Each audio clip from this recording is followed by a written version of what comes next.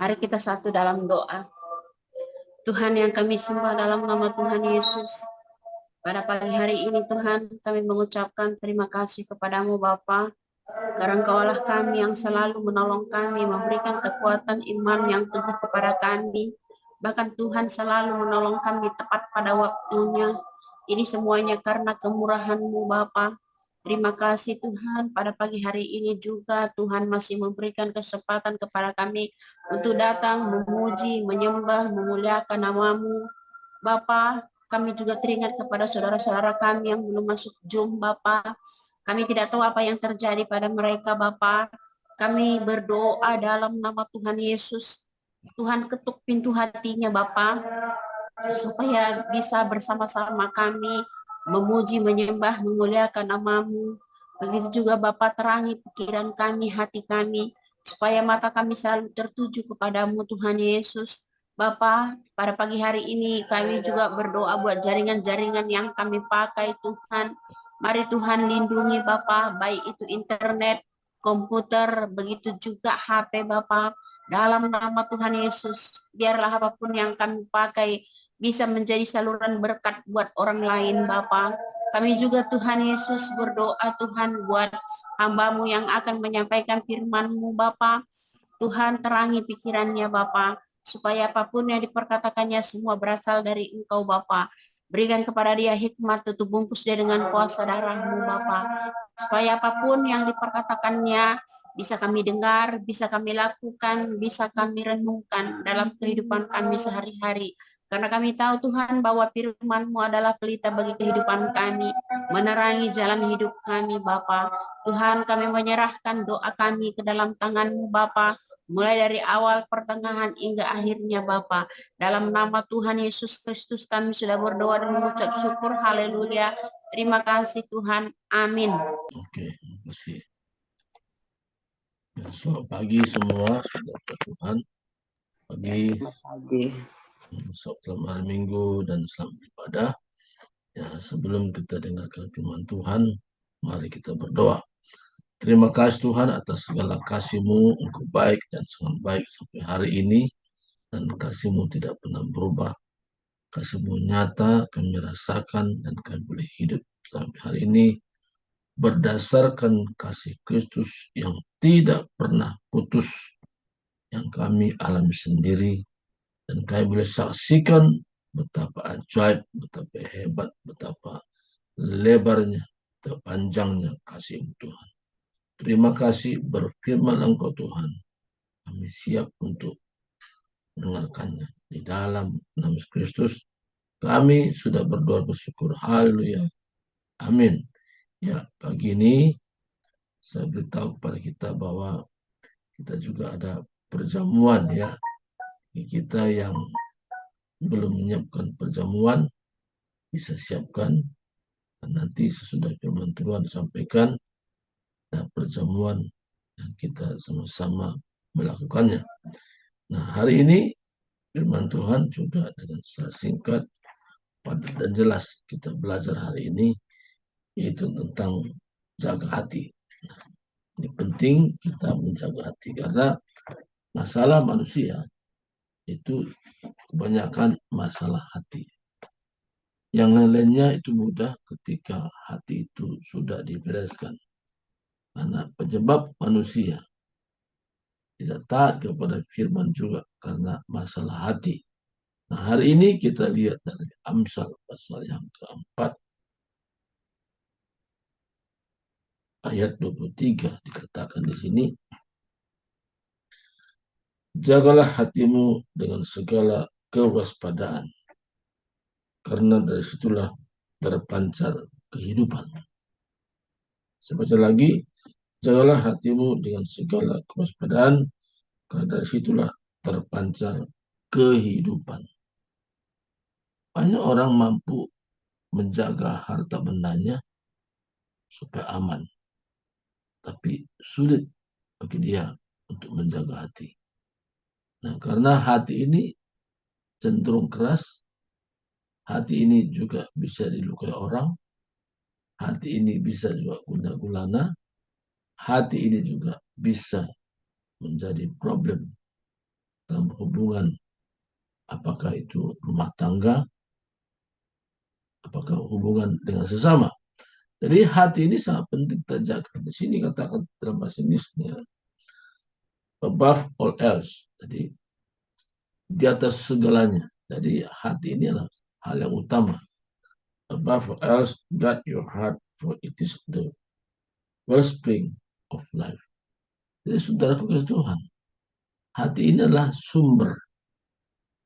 Jadi hati ini sumber seperti mata air. Nah, ketika kita tidak menjaga hati, yang keluar bukan mata air yang manis, tapi mata air yang pahit. Nah, jadi hati ini sangat penting terjaga. Nah, sekarang bagaimana menjaga hati ini? Kita perlu belajar menjaga hati. Karena hati ini cenderung menurut kemauannya sendiri, menurut kehendak sendiri. Karena dua areal manusia perlu perhatikan, itu masalah hati dan jiwa. Jiwa ini juga bagian daripada di mana iblis mempengaruhi orang supaya orang jauh dari Tuhan. Jadi hati adalah tempat menyimpan sesuatu, pikiran adalah tempat memproses sesuatu. Jadi segala sesuatu itu melalui pikiran diproses dan tersimpan dalam hati. Nah, jadi kita perlu menjaganya. Nah, bagaimana caranya di sini? Saya tambah satu ayat lagi buat kita. Filipi pasal 4 ayat 7. Filipi 4 ayat 7. Damai sejahtera Allah yang melampaui segala akal akan memelihara hati dan pikiranmu dalam Kristus Yesus. Damai sejahtera Allah yang melampaui segala akal akan memelihara hati dan pikiranmu dalam Kristus Yesus. Jadi menjaga hati ini kita sendiri tidak mampu. Usaha kita nggak bisa. Cara-cara manusia tidak bisa. Jadi untuk menjaga hati ini harus cara Tuhan. Artinya penyerahan kita kepada Tuhan. Kita bisa menjaga hati. Jadi usaha kita nggak bisa. Nah, bagaimana cara Tuhan menjaga hati kita sehingga kita pun bisa menjadi mampu? Karena harus ada bagian Tuhan, ada bagian kita. Tuhan mampu menjaga kita, tapi kita tidak mau juga tidak bisa. Nah, tadi di sini tadi hanya cara Tuhanlah yang membuat kita mampu melampaui segala akal, akan memelihara hati dan pikiran kita dalam Kristus Yesus. Makanya orang yang punya kemampuan menjaga hati ketika dia menyerahkan diri kepada Yesus Kristus. Nah, sekarang Yesus tidak kelihatan secara jasmani. Nah, tapi kita masih bisa membangun hubungan melalui Roh Kudus. Nah, Yesus pernah berkata, aku akan pergi, tapi aku tidak meninggalkan kamu sebagai yatim piatu. Aku memberi kepadamu roh penolong. Roh penolong. Itu Roh Kudus. Nah, peran Roh Kudus sekarang ini sangat dipentingkan, sangat diutamakan bagi setiap orang percaya. Bagi orang yang menyerahkan hidupnya kepada Tuhan. Jadi kalau orang tidak percaya tentang peran Roh Kudus, dia tidak bisa menjaga hatinya. Karena saya dan saudara mampu menjaga hati karena mengizinkan Roh Kudus dengan leluasa bekerja. Tanpa Roh Kudus nggak bisa. Karena kekuatan kemampuan usaha manusia gagal. Saya sendiri ada kalanya kalau saya ada sesuatu yang saya hadapi, hati ini sudah tidak enak. Yang saya Utamakan saya berdoa di dalam bahasa roh. Ketika saya bahasa roh, mungkin seperempat jam, nah di sana ada ketenangan, dan Roh Kudus memimpin. Roh Kudus memelihara. Kenapa, saudaraku? Karena ketika kita penyerahan total kepada pribadi Roh Kudus sebagai Roh penolong itu, nah Roh Kudus memberitahu kepada kita apa yang kita lakukan, apa yang sepatutnya kita kerjakan. Apa kita berdiam, apa kita memang mengutarakan sesuatu, tapi dengan dasar hati yang tenang, dengan dasar hati yang lemah lembut. Karena Tuhan tidak mau ada unsur kekerasan. Jadi saudara kasih Tuhan, menjaga hati ini adalah sangat penting. Hubungan dalam persaudaraan juga bisa putus karena tidak menjaga hati. Nah, jadi sekarang ini sangat penting bagi kita untuk menjaga hati ini. Untuk kita mengerti rencana Tuhan ke depan pun, kita memproteksi, menjaga hati kita agar tidak terkontaminasi dengan apapun di sekitar kita. Bahkan firman Tuhan ini pun kita bisa memahami dan mengerti kemana tujuannya, apa yang Tuhan mau, dan kita bisa memahami dan kita menjadi pelaku firman Tuhan oleh karena peranan Roh Kudus. Roh Kudus membuat kita mampu. Nah, jadi yang paling penting sekarang itu penyerahan total kepada peran Roh Kudus. Untuk kita menjaga hati, memang penyerahan itu hal yang paling utama. Kenapa kita perlu ada satu penyerahan? Bukankah Tuhan berkuasa atas kita? Benar, Tuhan berkuasa. Tapi Tuhan tidak mau membuat kita kayak robot. Tapi Tuhan mau supaya kita pun ada respon untuk kita menanggapi apa kata Tuhan melalui firman-Nya. Jadi Tuhan menuntun kita, yaitu Roh Kudus membimbing kita melalui kebenaran yang kita dapatkan. Karena kebenaran itu berbicara 4 hal. Pertama, Tuhan berbicara apa? Dari firman yang kita baca, yang kita renungkan. Yang kedua, apa perintah Tuhan yang kita memang perlu taati? Perintah yang mana? Dan Roh Kudus berbicara kepada kita secara pribadi. Yang ketiga, ada nggak janji Tuhan yang juga saya harus pegang? Jadi pedoman saya untuk berdoa. Kalau kita meminta sesuatu berdasarkan janji. Kita tidak hanya berdoa meminta sesuatu tanpa ada janji Tuhan dalamnya. Jadi kita berdoa, memohon, meminta berdasarkan janji. Yang terakhir, ada nggak dosa Tuhan nyatakan yang kita perlu bereskan? Nah, jadi untuk menjaga hati ini, 4 hal ini sangat penting. Kita izinkan Roh Kudus leluasa bekerja di dalam hidup kita. Nah, hanya orang yang mengizinkan Roh Kudus leluasa bekerja di dalam hatinya, orang tersebutlah yang bisa menjaga hatinya. Karena kemampuan, kesanggupan bagi dia oleh karena Roh Kudus yang menolong. Di luar itu, dia tidak dapat berbuat suatu apapun yang baik. Ya, jadi untuk menjaga hati ini, yaitu mengizinkan peran Roh Kudus.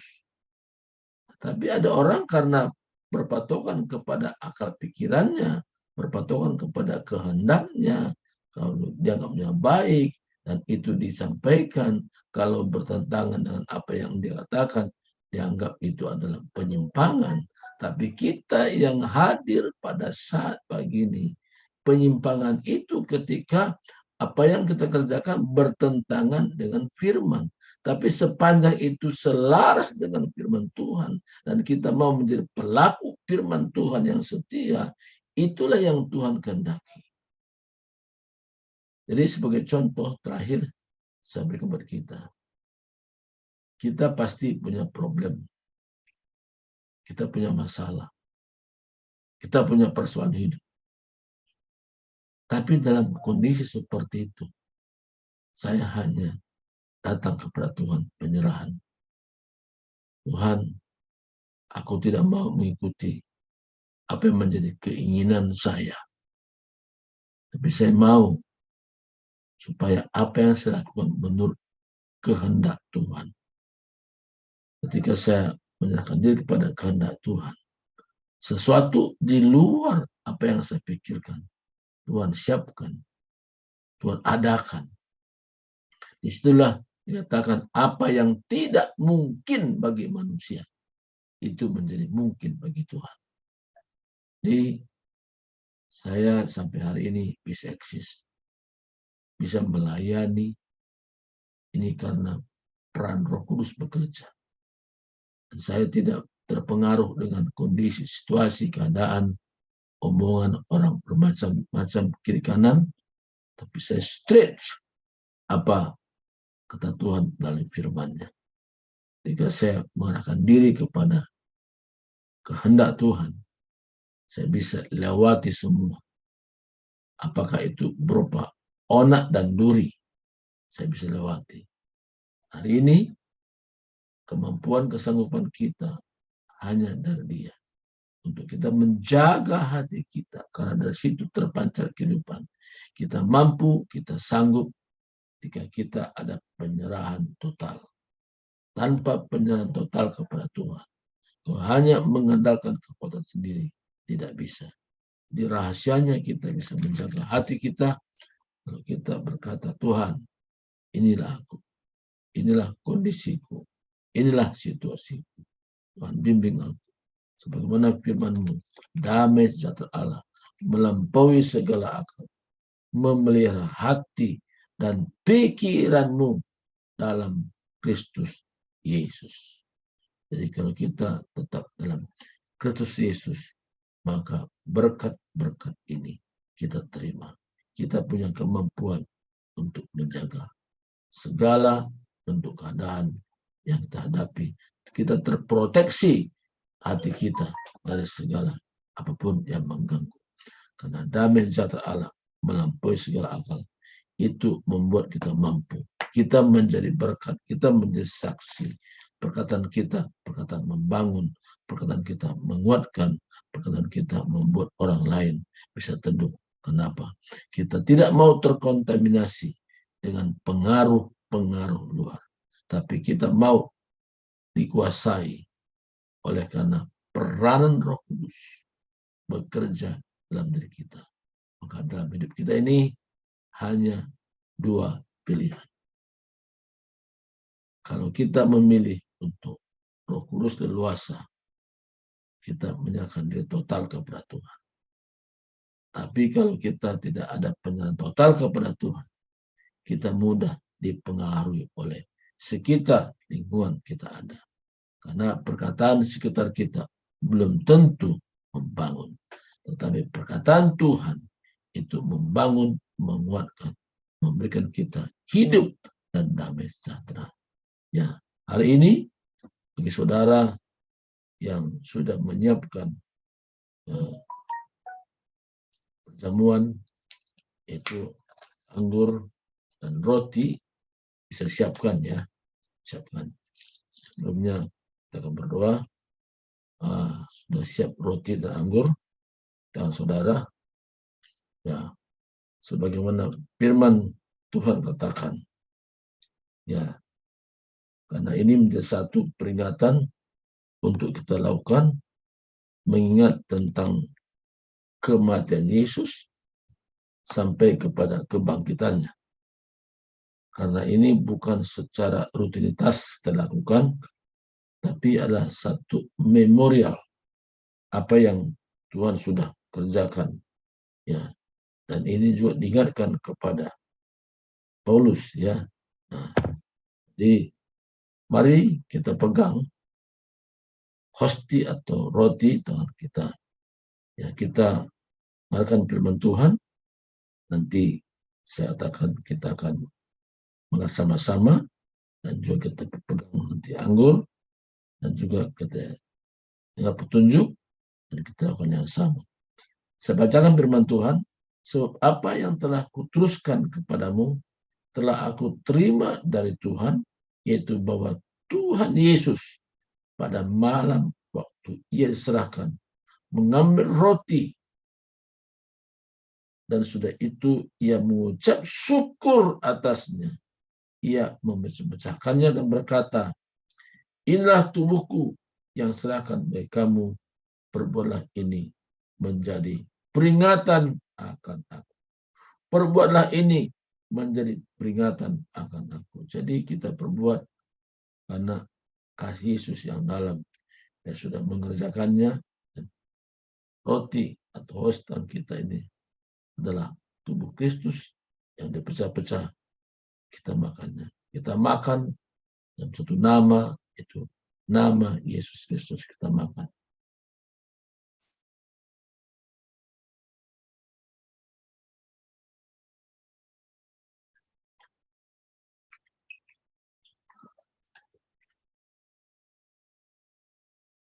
Kita dengarkan firman Tuhan. Demikian juga ia ambil cawan sesudah makan lalu berkata, cawan ini adalah perjanjian yang baru yang dimenteraikan oleh darahku, perbuatlah ini setiap kali kamu meminumnya menjadi peringatan akan aku. Sebab setiap kali kamu makan roti ini dan minum cawan ini, kamu memberitakan kematian Tuhan sampai Dia datang. Kita sama-sama angkat anggur, kita minumnya dalam nama Yesus Kristus.